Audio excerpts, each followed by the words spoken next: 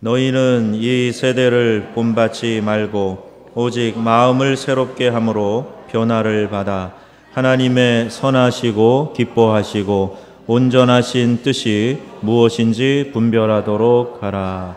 아멘. 엘리야가 모든 백성을 향하여 이르되 내게로 가까이 오라. 백성이 다 그에게 가까이 가매 그가 무너진 여호와의 제단을 수축하되. 우리의 믿음 생활 가운데 하나님이 주시는 성령의 표지가 기쁨입니다. 우리 믿는 성도들은 심각한 표정 짓고 다니면 안 돼요. 하나님의 영이 우리 가운데 임할 때 우리 속 깊은 곳에서부터 기쁨이 넘쳐나기 때문에 이 삶의 여러 가지 무게들이 다 사라지고 하나님이 주신 은혜 가운데, 기쁨 가운데, 감격 가운데 거하게 될 줄로 믿습니다. 오늘 시골 노인 부부가 계셨는데 서울에 가면은 눈 감으면 코베 가니까 조심하라고 그렇게 신신당부를 들었습니다. 할아버지가 먼저 서울에 가셨네요. 그리고 이제 딸 집에 가느라고 택시를 탔는데 택시를 타고 내릴 때 미터기 요금의 반만 내고 내리시더라는 거예요. 아니 할아버지 지금 5,000원이 나왔는데 2,500원 주시면 어떡합니까? 이 사람아 처음 누를 때 내가 봤어. 이렇게 얘기하고 처음 누를 때 그 기본 요금을 제외하고 그 다음에 내고 가셨대요. 그리고 나서 이제 시골 가서 할머니에게 아이고 내가 서울 갔더니 이런 사람이 있더라고. 당신도 가면 조심하라고. 그리고 이제 할머니가 올라가셨습니다. 그리고 또 이제 여기서 택시 타고 딸네 집에 가시는데 내릴 때 요번에도 절반만 내고 내리시더라는 거예요.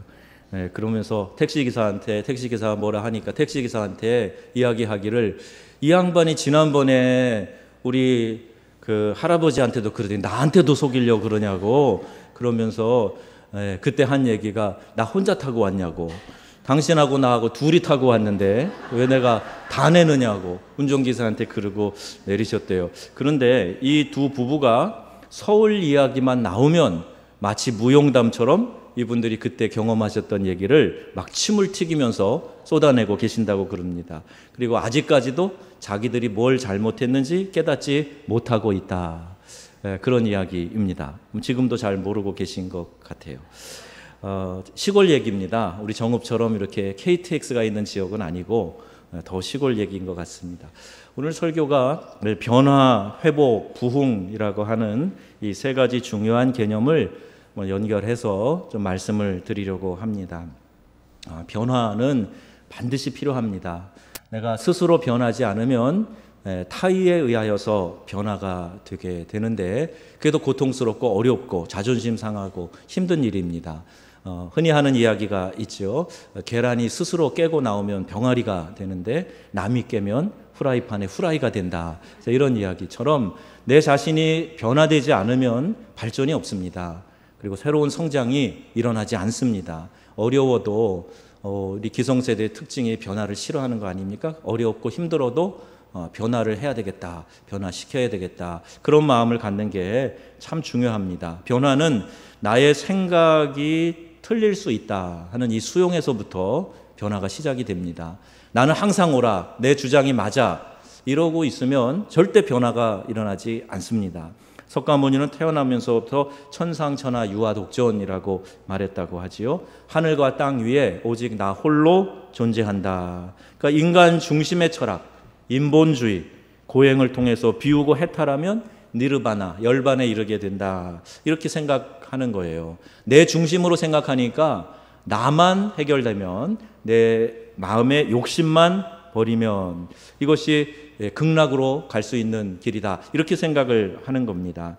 오늘날 뉴에이지 운동의 철학을 바탕을 둔 이 힌두교의 가르침도 이와 일맥상통하는 거예요. 사람을 최고라고 가르칩니다. 사람이 우주의 중심이라고 가르쳐요. 그리고 그 사람이 결국에는 신이 될 수 있다고 말하는 게 그게 오행합일이고 요가 수련의 궁극적인 목적이고 그리고 그렇게 해서 사람은 이 모든 굴레에서부터 억압에서부터 자유로워진다. 이게 인본주의 철학의 기초를 두고 있는 겁니다. 그러나 예수님은 이렇게 말씀하셨어요. 나는 마음이 온유하고 겸손하니 나의 멍에를 메고 내게 배우라. 그리하면 너희 마음이 쉼을 얻으리라. 이렇게 말씀하세요. 우리의 마음에 쉼이 찾아오고 우리에게 변화가 일어날 수 있는 그 기초는 하나님의 말씀에 근거하고 우리 주님의 삶과 그의 말씀을 깊이 새겨 듣고 배우게 될 때, 그때 우리 마음이 쉼을 얻고 변화와 회복이 일어나게 된다는 것입니다. 배우려고 생각하면 누구로부터도 다 배울 수 있어요. 어린 아이들에게도 또 노인들에게도, 지식이 많은 사람에게만 배우는 게 아니라 지식이 없는 사람을 통해서도 배울 수 있는 것들이 많이 있습니다. 배우려는 마음 자세를 가진 사람이 모인 공동체가 화목한 공동체가 돼요. 다른 사람을 통해서 내가 얻을 수 있는 유익이 있다, 저 사람을 통해서 내가 본받을 만한 게 반드시 있다, 이렇게 생각하고 그 사람들이 함께 모여 있으면 서로를 존중하기 때문에 화목한 공동체가 되는데, 내가 중심이 되어서 다 내 말을 들어라, 다 나를 따라와라, 내 생각은 절대로 옳다, 이런 사람이 많이 모여 있으면, 아니 몇 분만 모여 있어도 그 공동체는 불편하게 됩니다. 디모데후서 3장에 보면 너는 배우고 확실한 일에 거하라, 이렇게 말씀하고 있어요. 배우고 확실한 일, 하나님의 말씀, 또 그 가르침을 받았을 때 거기에 거하라는 거예요. 거하라, 머물러라, 그것을 삶에서 적용하여 실천하라, 이런 의미입니다. 또 우리 사람들도 열매 없는 자가 되지 않기 위해 필요한 것을 예비하는 좋은 일에 힘쓰기를 배우게 하라. 디도서 3장의 말씀입니다. 바울은 그의 제자들에게 항상 배울 것에 대하여서 권면하고 있습니다. 계속해서 배우는 사람이 성장하는 사람이에요. 리더는 리더다. 그래서 앞서서 이끌어가는 사람은 책을 읽고 배우는 사람이라는 겁니다. 그리고 그 지도력은 내가 배우려고 하지 않는 그 순간에 정지되게 되는 거예요. 그래서 지도자는 끊임없이 배워야 됩니다. 이 목회자도 배우는 이 과제가 끊임이 없어요. 평생을 읽고 배워야 될 것이 목회자의 목회 사역입니다. 여러분도 마찬가지입니다. 이 시대에 우리가 영향력 있는 사회의 일꾼 지도자들 돼야 됩니다. 그리스도인으로서 이 사회에 영향력을 끼치는 사람이 돼야 돼요. 그러려면 끊임없이 배워야 돼요. 하나님의 말씀을 배우고 그 말씀을 기초로 해서 이 사회 현상들을 판단할 수 있는 지식들을 배우고, 이런 일들이 끊임없이 일어나야 됩니다. 성도는 배워야 합니다. 지금 내가 가지고 있는 생각과 입장이 반드시 정확한 것이 아닐 수 있다, 이런 생각의 수용이 필요합니다. 여러분, 이런 생각의 폭을 넓히시고 지금 내 생각만이 옳다고 주장하는 것 내려놓고 틀릴 수도 있다, 내가 틀릴 수도 있다, 이렇게 생각하시고 여러 가지 수용성이 여러분 안에 생겨나실 수 있기를 주의 이름으로 부탁합니다. 그래서 나의 주장이 있고요, 다른 사람의 주장이 있고 진리가 있답니다. 그래서 이 세 가지는 항상 이 삼각형을 이루는 구도가 될 수 있다는 거예요. 내가 꼭 진리의 편에 늘 진리 가운데 있지 않을 수 있다는 그런 이야기입니다. 서두에 말한 시골 할머니 할아버지는 자신들이 옳았고 그 운전기사는 틀렸다, 이렇게 굳게 믿지만 그것은 단순히 그분들의 잘못된 신념에 불과한 것이었습니다. 제가 이 얘기 드렸더니 여러분 웃으셨잖아요. 이거 참 그렇게 모를 수가, 이렇게 생각이 되잖아요. 조금만 객관적으로 생각해도 무엇이 옳고 그른 거, 본인의 생각과 다르게 결과가 나올 수 있는데, 우리는 항상 내 입장에서만 생각하기 때문에 다른 사람은 정죄하고 나는 무조건 옳다, 이런 의식을 갖기가 쉽습니다. 속는 겁니다. 또 속이는 거예요. 사단이 우리 안에서, 거짓의 아비인 사단이 우리 안에 들어와서 너는 항상 옳아, 다른 사람은 항상 틀렸어, 이 주장을 갖도록 만드는 겁니다. 지금 말씀드린 것은 T.S. 헉슬리가 얘기하는 불가지론을 이야기하는 게 아니에요. 뭔가 확실한 게 없고 진리가 왔다 갔다 하고 알 수 없고, 그게 아닙니다. 진리는 분명히 있어요. 주님 뭐라고 말씀하셨죠? 진리를 알지니 진리가 너희를 자유케 하리라, 그런 말씀하셨지요. 예수 그리스도가 진리의 중심입니다. 그리고 그분이 내가 곧 길이요 진리요 생명이니, 이렇게 말씀하고 계세요. 주님을 중심으로 생각하면 됩니다. 주님을 중심으로 모이면 돼요. 내 판단을 그분에게 먼저 묻고 그분의 판단을 통해서 필터링하는 거예요. 한번 정죄하고 해석을 하는 겁니다. 그래야 우리가 실수하지 않고 진리에 가까이 다가갈 수 있고 주님의 마음과 뜻을 알아서 이 땅을 살아가게 됩니다. 가정에서 우리 부모는 자녀들을 수용해야 돼요. 부모님들이 이제까지 살아온 세대와 지금 우리의 자녀들의 세대는 달라도 너무 다릅니다. 근데 그런 자녀들에게 우리 부모들의 세대의 가치관을 그대로 주입시키려고 하면요, 반발만 일어나요. 아이들이 그걸 수용할 수 없습니다. 이해할 수 없어요. 보릿고개에 참 먹을 게 없어서 고생했다 그랬더니 아이들이 왜요? 라면이라도 끓여 드시지. 그렇게 얘기하는, 전혀 이해가 없는 거예요. 기초가 다릅니다. 그런데 그 아이들에게 내가 가지고 있는 철학을 가지고 심어주려고 한다? 맞지 않습니다. 그들의 입장에서 그들의 주장을 듣고 또 수용하는 자세를 가져야 변화를 가져올 수 있다 하는 거예요. 교회도 마찬가지입니다. 교회가 이 상하 구조로 되어 있는 그런 조직이 아니에요. 하이라키식으로 이렇게 위에서 명령이 아래로 전달되고 이렇게 되지 않습니다. 군대나 그게 가능하지 교회는 그렇지 않아요. 근데 교회 안에도 조직이 있지 않습니까? 직분이 있어요. 이것이 계급은 아니나 역할입니다. 그래서 각자가 권사면 권사로서의, 또 집사면 집사로서의, 장로는 장로로서의 역할이 있는 거예요. 그 역할을 잘 감당하기 위해서 그 주어진 사역의 영역 안에서 최선을 다하고 사람들을 보듬어가고 그들의 마음을 들어보고 그것을 적용할 수 있도록 내가 또 깊이 숙성시키고 이야기할 자리에서 잘 이야기하고, 이것이 교회 안에 건전한 소통입니다. 아무 이야기 안 하는 것이 다 좋은 게 아니에요. 또 아무 말이나 다 하는 것이 다 유익한 것은 아닙니다.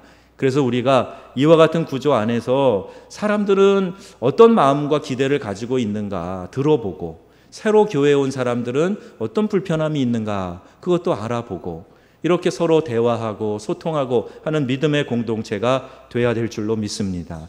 가정도 그렇고요, 교회도 그렇고 내가 속한 사회도 마찬가지입니다. 요새는 사회에서도요, 사장이 월급 준다고 자기 마음대로 하는 거 아니에요. 같이 소통하고 대화하는 그런 리더십이 존중받고 일의 효과도 높이는 것을 봅니다. 부부관계를 생각해 봐도 마찬가지입니다. 아내와 남편이 서로 수용하는 것 굉장히 중요합니다. 존 그레이가 쓴 화성에서 온 남자, 금성에서 온 여자, 이런 제목의 책이 있지 않습니까? 남녀 간에 생길 수 있는 오해와 생각들 정말 어떻게 그렇게 잘 표현했나 싶을 정도로 굉장한 책입니다. 여러분 꼭 한번 참고하실 뿐 아니라 아예 숙지하셔야 될 필요가 있어요. 남자는 화성에서 온 사람이다. 여자는 금성에서 온 사람이다. 이렇게 다르다. 이제 그 얘기입니다. 지금 순간 어느 별에서 이게 아니라 그렇게 다르다, 이런 걸 설명하기 위해서 이야기를 하는데, 다른 사고방식 또 다른 생각의 구조, 전체적으로 너무 달라요. 너무 달라. 그래서 남자 여자는 이런 차이가 있으니까 서로 이해를 해야만 어려움이 없다, 이 주장을 하고 있는 겁니다. 거기 한 예가 좀 공감이 가는 예가 있는데, 남자들은요 기분 나쁜 일이 있거나 고민이 있을 때 어떻게 하십니까? 보통 남자들은 기분 나쁘고 고민이 있을 때 막 수다스럽게 자기 마음을 얘기하지 않아요. 그냥 깊은 동굴로 들어갑니다. 동굴에 들어가서 거기서 푹 그냥 혼자 골똘히 생각을 하는 거예요. 그리고 그 자신만의 동굴에서 해결책을 찾은 다음에 비로소 평상시와 같은 얼굴과 태도로 일상에 돌아오게 됩니다. 그런데 동면하고 있는 곰을 막 흔들어 깨우듯이 여자분들은 이걸 못 견디는 거예요. 왜 그러고 있느냐고, 나랑 좀 나와서 얘기 좀 해보자고 자꾸 귀찮게 하면은 남자들은 버럭 성을 내고 기대했던 효과가 일어나지 않지요. 잠자고 있는 곰을 깨운다 생각하시면 돼요. 발톱에 핥힐 가능성이 많습니다. 남자는 동굴에서 지금 깊이 생각하고 있는데 자꾸 끄집어내니까 화가 나는 거죠. 여자분들은 그렇지 않지요. 해결책을 누군가와 이야기하면서 하소연하면서 찾아보려고 합니다. 그래서 여자들이 스트레스를 푸는 방법 중에 친한 친구와 수다를 떠는 게 있어요. 당연히 말을 많이 하게 돼 있습니다. 여성분들이 이런 얘기를 많이 할 때 남성들은 스트레스를 풀고 있구나, 좋아지겠구나, 그러면 되는데 이 여자 왜 이렇게 말이 많어? 그리고 밖에서 피곤해가지고 집에 들어왔는데 계속 여자는 좀 대화해 보자고 얘기하고 남자는 말 안 하고, 그러면서 그 사이에서 오해가 생기고 불편하게 되고, 이것이 남녀의 차이 가운데 하나라 합니다. 하나님이 그렇게 만드셨어요. 돕는 배필로 만들었기 때문에 남자의 부족한 부분들, 채워줄 수 있는 부분들 여성이 더 훌륭하게 조화롭게 해줄 수 있어서 그렇게 만드셨습니다. 결혼한 분들이 대부분 하는 얘기가 있어요. 저희 집도 예외가 아닙니다. 너무 다르다는 거예요. 너무 나랑 다르다고. 그런데 어떻게 희한하게도 남편과 아내는 꼭 그렇게만 만납니다. 나랑 달라도 너무 다른 사람을 하나님이 짝지어 주셨는데, 그때는 콩깍지가 씌어가지고 그게 그렇게 좋아 보이고 멋있어 보인 거예요. 결혼해서 살아보니까 달라도 너무 달라요. 그래서 그걸 맞춰가느라고 평생을 보내고 산답니다. 그러면 교회에서 오래된 교인과 새로운 교인들, 연세 드신 분들과 젊은이들이 자유롭게 대화하고 모두가 동참하는 그런 공감대가 마련되어져야 됩니다. 그래서 함께 생각해보고, 저분의 입장이라면 어떨까? 저분이 교회 나오셨을 때 혹 불편함은 없을까? 한동안 실족하여서 믿음 생활 제대로 못하다가 다시 교회에 돌아오셨을 때 좀 겸연쩍지는 않을까? 어떻게 하면 좀 자연스럽게 해드릴까? 새 가족이 왔을 때 이 새 가족이 정착하는 거 당신의 능력으로 해봐라 이러면 안 됩니다. 어떻게 해서든지 교회 안에, 우리 교회 또 바나바 사역을 하기도 하지만은 잘 정착해서 또 빠른 시간 안에 교회 안에서 함께 지체가 되고 활동하고, 그래서 보람을 느끼게 해주는 것, 이것이 기존 성도들이 가져야 될 마음입니다.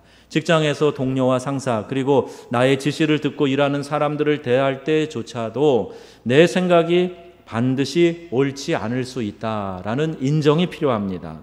저 사람은 왜 저렇게 생각하는지 모르겠어, 이렇게 얘기하는 것은 다친 사고입니다. 아, 저렇게 생각할 수도 있구나, 이렇게 인정하는 게 열린 사고입니다. 즉, 나와 다른 것, 이것을 틀린 것이라고 인정하는 그런 생각에서 벗어나야 된다는 거죠. 단순히 다르다, 다를 뿐이야, 다르게 만드셨어, 특색 있네, 멋지다, 이렇게 생각할 수 있는 여유 있는 마음이 있어야 된다는 거예요. 이게 통 큰 마음입니다.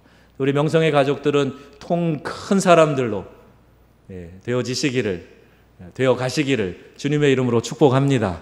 믿음도 통이 커야 돼요. 수용할 수 있는 공간이 넓어야 됩니다. 여러분 마음속에 열방을 품으세요. 세계를 품으시고 기도하세요. 이기적인 나만 알고 가족만 아는 그런 신앙이 아니라 세계를 품으세요. 그리고 영혼들의 관심에 귀를 기울이세요.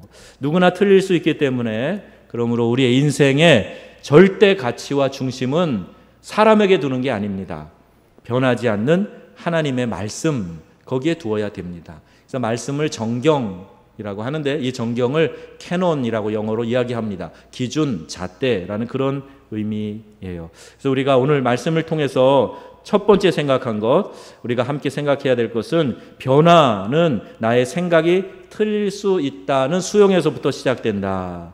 이 변화에 대해서 말씀을 드렸습니다. 또 한 가지는 회복입니다. 회복은 변화를 이루기 위한 의지와 노력에서 시작이 되는 거예요. 변화가 관념에서부터, 생각에서부터 시작된다면, 즉 우리 머리에서 마음에서 움직이는 이 생각, 이것이 감정이라면 회복은 구체적인 실천이다, 이렇게 말할 수가 있습니다.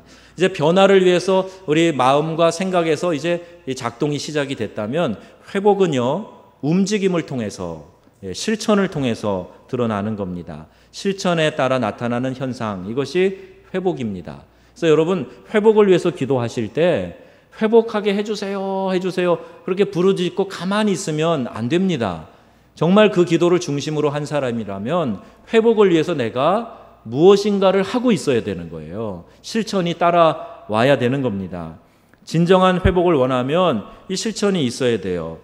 인간관계에서도 용서라는 주제만 갖고 얘기해도 그렇습니다. 생각만 하면 안 돼요.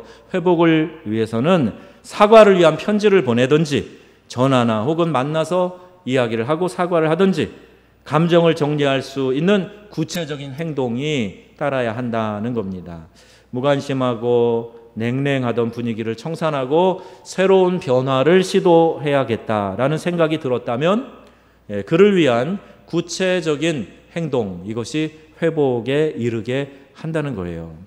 병이 나아야겠다 이런 생각만 하지 말고 병이 나을 수 있도록 약을 먹든지 주사를 맞든지 기도하며 매달리든지 뭔가 행동해야 병이 치유되고 회복이 일어나는 것과 같은 현상입니다.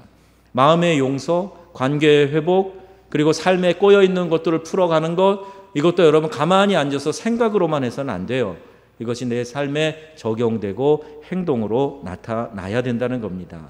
우리 기독교인들의 약점이 있습니다. 말만 많이 한다는 거예요. 말만 잘한다. 이것이 큰 약점입니다. 하나님의 역사를 간구하면서 자신은 아무것도 하지 않으려는 마음을 가진 사람이 많다는 거예요. 자, 기도했으면, 하나님께 간구했으면 그 다음에는 일어나서 행동해야 합니다. 제가 한동안 공부 잘하게 해주세요가 제 기도 제목인 적이 있었어요. 어린 시절에 우리 형님, 누님 공부 잘하는데 저는 지지나예요. 뭐 받아쓰기를 해도 절반도 못 맞고, 그리고 선생님이 편지 하나 줘서 기뻐가지고 집에 가서 보여주면 그날 어머니에게 타작당하는 날입니다. 왜냐하면 편지 내용이 이 학생은 뭐 주의가 산만하다든지 또 이 학생은 특별히 수학 과목이 부족하오니 집에서 적절한 지도를 바랍니다. 이런 거예요. 그러니까 어머니가 이제 화를 내시죠. 그래서 제가 초등학교 4학년 때 결단했습니다. 공부는 잘해야 되겠다. 잘하고 봐야지. 그런데 제 문제가 늘 엉덩이 들썩들썩 돌아다니는 거예요. 그러다 보니까 이래서 집중력이 안 생기는구나. 형님에게 아버지 넥타이 좀 갖고 오라 그래서 나를 묶어주시오. 의자에 묶였습니다. 그리고 전과 수련장 이렇게 쌓아놓고 나는 일어나지 않으리라. 화장실 가는 것도 참으리라. 그리고 앉아서 공부하고 했는데 그때 제 기도가 그거였어요. 하루 3번 기본적으로 밥 먹을 때 하나님 이 밥 먹고 건강하게 해주세요. 공부 잘하게 해주세요. 그래서 3번 기도하고 밤에 잘 때 하나님 무서운 꿈 꾸지 않게 해주세요. 공부 잘하게 해주세요. 아침에 일어나서 하나님 잘 잤습니다. 감사합니다. 공부 잘하게 해주세요. 최소한 5번 그렇게 기도를 했어요. 별거 아닌 것 같은데 놀랍게 하나님이 저에게 집중력을 주시고 책을 읽고 공부하면 책이 다 외워져 버려요. 그래서 시험 볼 때 10분이면 다 쓰고 나가고 그랬습니다. 그래서 초등학교 졸업할 때 상을 12개 받고 졸업을 했는데 그중에 기대치 달성상이라는 것도 있었어요. 그래서 상복을 타고 졸업을 했어요. 그때 제 마음에 교회 학교 다니면서 배웠던 것들이 생각이 많이 났는데 그거였습니다. 기도했으면 행동하라는 거예요. 기도했으면 실천하라는 거예요. 초등학교 선생님이 가르쳐 주신 건데 제 마음에 확 와서 박혔어요. 내가 지금 기도하니까 난 행동하면 된다라는 마음의 확신이 있었던 겁니다. 요새 아이들이 기도만 하고 공부 안 한다 그러면 제가 한 대 가서 콱 주워받고 싶은 마음이 들어요. 기도했어? 그럼 이제 공부하면 돼. 잘 될 거야. 하나님 집중력 주시고 좋은 결과 있게 해주실 거야. 그런 마음의 확신이 있기 때문이에요. 저와 여러분 가운데 우리가 믿음으로 기도했으면 실천할 수 있는 그런 적극적인 행동이 우리 가운데 있어지기를 주의 이름으로 축원합니다. 요단강에서 7번 몸을 씻은 나만 장군의 얘기가 열왕기 하에 나오는데 나만 장군이 엘리사를 찾아갔잖아요. 자기 여종에게 이야기를 듣고 하나님의 선지자를 찾아갔습니다. 엘리사가 나가 보지도 않습니다. 가서 요단강에 가서 7번 씻고 가시오 그랬어요. 나만 장군, 호령하는 그 당시에 큰 권세를 가졌던 이 장군이 화가 나서 가면서 다메섹 강 아바나와 바르발은 이스라엘의 모든 강물보다 낫지 않느냐. 거기서 씻으면 되지. 몸을 돌려 분노하며 떠나니 이랬습니다. 그런데 그 지혜로운 종이 가서 잘 이야기하죠. 이보다 더 심한 걸 하라고 그래도 이 문둥병 낫기 위해서 하지 않으시겠습니까? 가서 강물에 몸 씻으라는 건데 뭐가 어렵습니까? 장군님 한번 해보시지요. 그래가지고 가서 요단강에 가서 7번 몸을 씻습니다. 계속 경과가 차도가 있어야 되잖아요. 그런데 마지막 6번 씻을 때도 변화가 나타났다는 증거가 없어요. 말씀이 없습니다. 그런데 7번 몸을 씻으니 그 피부가 마치 어린아이의 피부와 같이 되었더라 하는 겁니다. 믿음은 실천하는 겁니다. 그리고 그 실천을 언제까지요? 끝까지 하는 겁니다. 응답이 있을 때까지, 이루어질 때까지, 하나님 말씀하실 때까지 그때 그렇게 실천하는 게 그게 믿음이에요. 실로암 목가에 가서 눈을 씻어라 그러면 보이지도 않는 소경에게 진흙 붙여놓고 실로암 못가 찾아가라. 너무 우스꽝스럽지 않습니까? 그럼에도 불구하고 소경은 거기까지 가서 그 실로암 못으로 눈을 씻었을 때 눈이 열리고 장님이 눈을 뜨는 기적이 일어났던 것입니다. 여러분, 믿음을 실천하시기 바랍니다. 하나님이 주실 은혜를 사모하고 가만 앉아서 기다리지 마시고 열심을 품고 하나님을 예배하는 자리에 나오고 새벽 기도에 나오고 하나님이 기뻐하시는 전도하려고 노력하고 봉사와 섬김을 하고 이렇게 실천하는 믿음이 있어야 되는 거예요. 하나님 앞에 기도만 하고 가만히 있으면 안 됩니다. 음식 먹고 가만히 있으면 소화도 안 되고 당뇨 걸리고 안 좋아요. 운동해야 돼요. 활동해야 돼요. 그게 봉사이고 섬김이고 나누는 사역입니다. 솔로몬이 1,000번째 드렸을 때 하나님이 감동하여 찾아오셨던 것처럼 우리가 하나님께 감동을 드리는 그런 믿음을 가져야 합니다. 교회가 멀어서 집에서 기도하는 게 훨씬 더 시간도 절약되고 혼자 조용히 기도할 수 있어서 좋다. 뭐 이렇게 생각하는 분도 계실 수 있어요.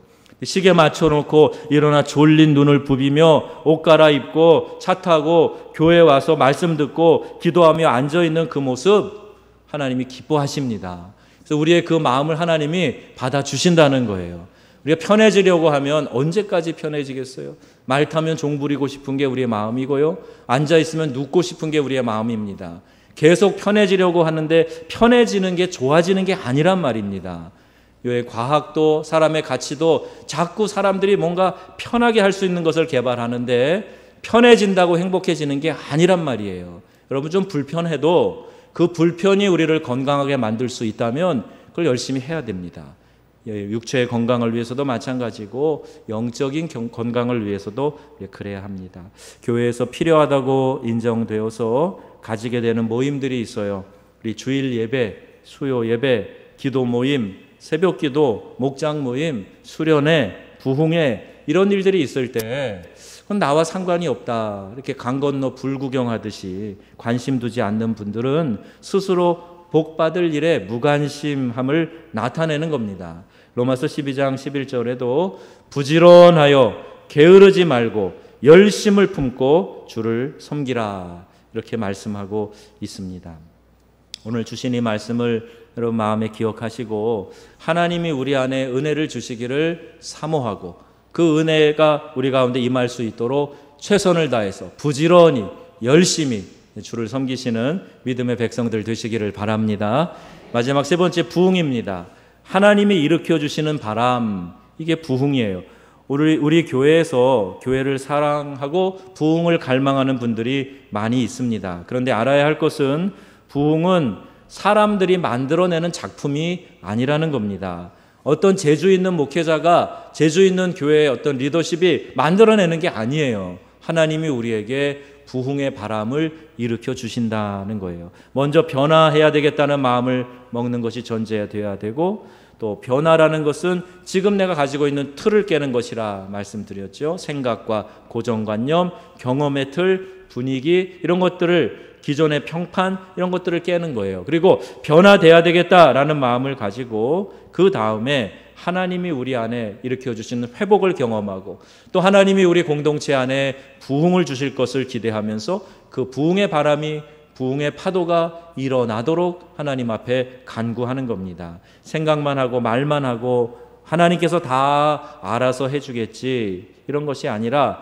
우리 마음으로 확신하는 것 이런 것들을 하나님께 들고 나와서 하나님 우리 안에도 이러한 부흥의 파도를 일으켜 주옵소서. 열심을 품고 기도하고 부흥을 사모하는 마음이 있어야 합니다. 하나님 반드시 하나님이 기뻐하시는 그 부흥을 간절히 사모하는 개인에게 공동체에게 부어 주실 줄로 믿습니다.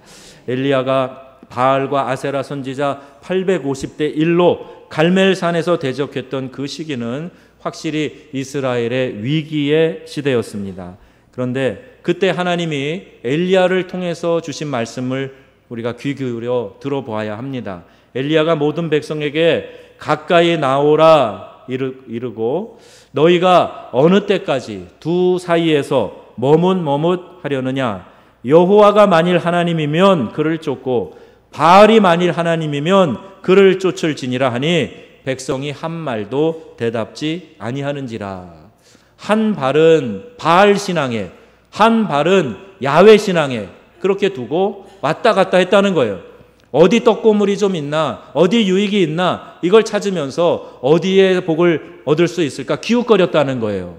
이제 우리가 유목민이 아니라 정착해서 여기 들어와 살아야 하니 다산과 풍요의 신인 바알에게서도 유익을 얻고, 우리 조상으로부터 믿던 야훼 하나님으로부터 내가 무서워 떠나지는 못하니 그 하나님으로부터도 유익을 얻자, 이런 얄팍한 생각을 하고 있었던 겁니다.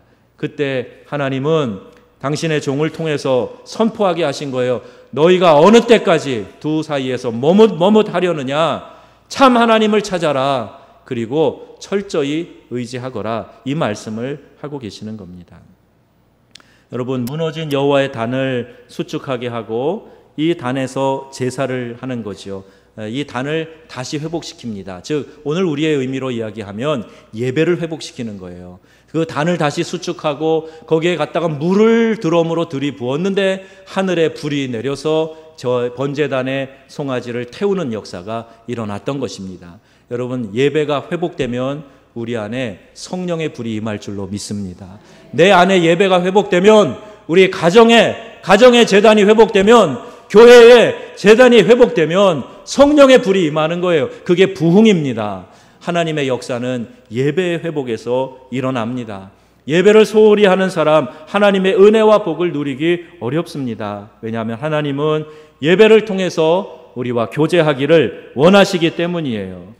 이 백성은 내가 나를 위하여 지었나니 곧 나의 찬송을 부르게 하려 함이라. 예배는 하나님과 만나는 시간이고 하나님이 주시는 은혜와 복을 받는 시간입니다. 예배에 무너진 제단이 다시 쌓아지게 되면 하나님은 우리에게 부흥의 바람을 일으켜 주실 줄로 믿습니다. 중심으로 예배를 사모하고 열정을 가지고 예배에 참여해 보세요. 그러면 반드시 변화가 일어납니다. 회복이 일어납니다. 하나님의 부흥이 일어날 줄로 믿습니다. 변화되어야 되겠다라는 생각을 가지시고 이 생각을 내가 선포하는 거예요. 그리고 내가 다른 사람을 수용하고 다른 사람과 함께 하겠다 마음의 결단을 갖는 거예요. 그리고 하나님이 우리에게 일으켜 주시는 회복 운동에 내가 중심에 서 있고, 그리고 예배를 뜨겁게 사모하고 예배를 회복하게 될 때 하나님은 우리 공동체 안에 큰 은혜를 부어 주실 줄로 믿습니다. 이미 작은 구름이, 손바닥만한 구름이 하늘에 올라가 보여지고 있어요. 감으로 기도할 때에 저 바다에서 조그만 조각구름이 올라옵니다. 엘리야가 됐다, 하나님이 이제 비를 부어 주실 테니 우리가 빨리 채비하자 그랬지 않습니까? 우리 교회 성도들이 모여들고 있어요. 어린아이들이 모여들고 있습니다. 교회 회복과 부흥을 사모하는 사람들이 그 기대를 모아가고 있습니다. 작은 구름이 떠오르고 있는 거예요. 이제 큰 부흥의 바람이 일어날 수 있도록 우리가 기대하고 준비하고 하나님의 역사를 사모하게 될 때 놀라운 부흥의 파도가 우리 가운데 일어나서 하나님이 기뻐하시는 역사를 우리 모두가 다 목도하게 될 줄로 믿습니다.